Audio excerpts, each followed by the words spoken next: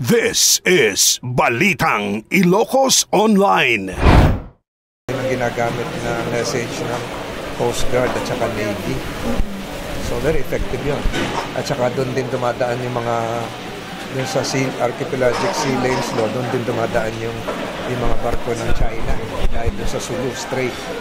So effective kasi sinusunod nila. This will serve its purpose, sir? Yes. Sa tingin niyo? Yes. Although kailangan paigtingin pa kasi very contentious lagi sa dagat, pero kinikilala ng iba't ibang bansa.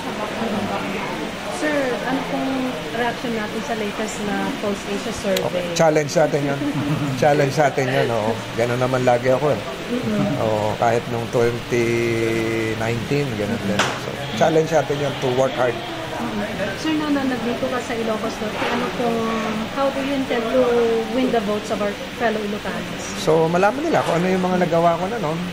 Gaya nung paglalagay ng, kasama tayo sa paglalagay ng medical school sa Don Mariano Marcos State University. Kasama tayo doon sa nagsulong nun sa Kandon Medical Center. So, meron din tayo kahit papano na ambag. At marami akong kamag-anak na Tolentino rito. Yeah, Tolentino din. Oo, yun, marami. Oo. Akit na ako, baka hinalang camera. No?